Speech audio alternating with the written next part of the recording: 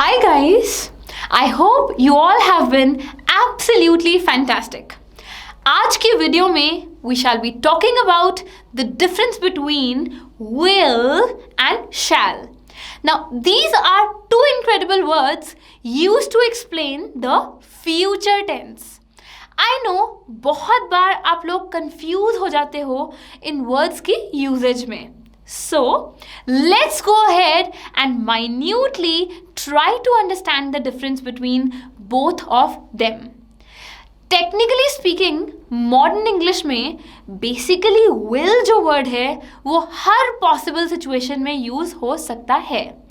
It is used more naturally and informally. And shall is used less often because shall formal situations में और legal documents में ही use होता है. But I am pretty sure कि तुम सब ये जरूर जानना चाहोगे कि दोनों में what is the exact difference, है ना? दैट इज व्हाई यही तो वीडियो देख रहे हो.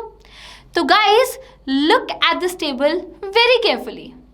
नॉर्मल केसेस में shall is used with the first person, as in I and we के साथ हमेशा शैल यूज होगा. And second and third person as in you, he, she, it, they के साथ विल यूज होगा. जब हम बोलते हैं नॉर्मल सिचुएशन, इसका मतलब है casual future plans, predictions, forecasts, expectations बताना. एंड इन सब सिचुएशंस में बेसिकली जो इमोशन होता है वो बहुत ज़्यादा इंटेंस नहीं होता. Let's understand this through a few important examples. I shall help her pack her bags. We shall shift to a new house soon. तो I and we क्योंकि first person है तो यहाँ पे हमने shall use किया. But अब इन examples को देखो. You will find our house through Google Maps. This team will be successful because of its unity. He will be in his office right now. इन सारे केसेस में क्लियरली देखो second and third person है और इसलिए हमने will use किया. But guys, जब situations intense हों, which means emotions are strong, जैसे in case of a promise, orders, commands, determination, इन सब केसेस में रूल जो है वो रिवर्स हो जाएगा. विच मीन्स आई के साथ विल यूज होगा and second and third person के साथ शैल यूज होगा. एग्जाम्पल से क्लियर करते हैं, सुपर इजी है. I promise that I will crack my IELTS this year.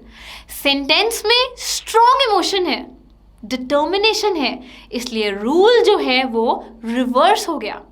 फिर ऊपर वाले सेंटेंस में नॉर्मल इमोशन था, किसी को बेसिकली बैग पैक करने में हेल्प करने का इमोशन. नेक्स्ट देखो, we will take a strict action against them for being law breakers.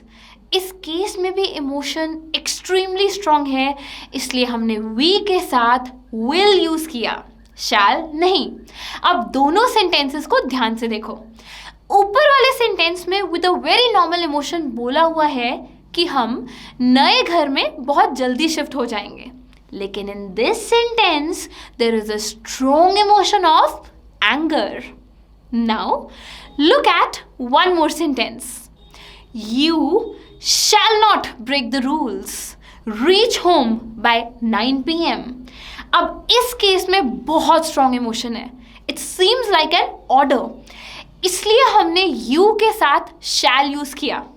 Now let's compare it with the sentence mentioned above, in which in a very normal tone it is said कि हमारा घर Google Maps के through मिल जाएगा.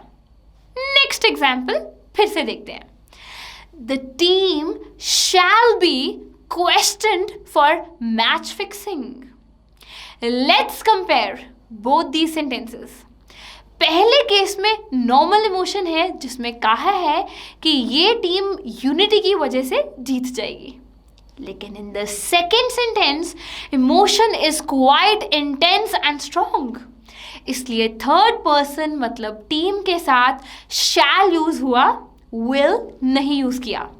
So you see, normal future versus a very strong future.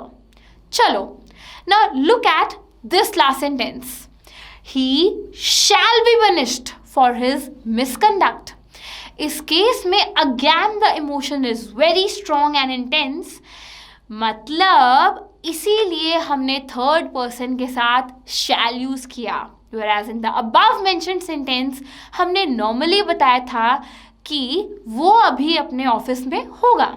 इसलिए normal rule के हिसाब से उस सेंटेंस में थर्ड पर्सन के साथ will यूज हुआ था. तो हो गए ना रूल्स क्लियर. नॉर्मल केसेस में बेसिकली फर्स्ट पर्सन के साथ shall यूज होता है, ठीक है, and second and third person के साथ will यूज होता है, ठीक है. And these rules get reversed in case of a strong future. लेकिन क्वेश्चंस के केस में ध्यान रखना, in case you are making an offer और asking for suggestions, always use shall. जैसे shall I help you? Shall I lend you my dress for the party? Shall I drive if you are tired?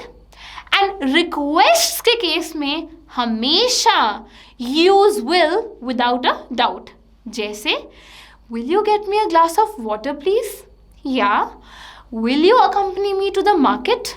Requests थी. Okay, सो ये थे differences between will and shall, जिन्हें बहुत अच्छे से practice करना and देखना कभी भी गलती नहीं करोगे.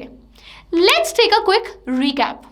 Use shall with the first person and will with the second and third person in normal cases. But in case of strong emotions, the rule will get reversed. First person के साथ क्या use करोगे? will, and second और third के साथ shall. In case of questions, use will while making a request and shall while giving suggestions and making offers. So, मुश्किल था? बिल्कुल नहीं. This was it for today. Trust me, you all are doing an amazing and a fantastic job. This was your very own Divya Khanna from Genie, your genie at home. Stay tuned. I'll see you super soon. Bye-bye.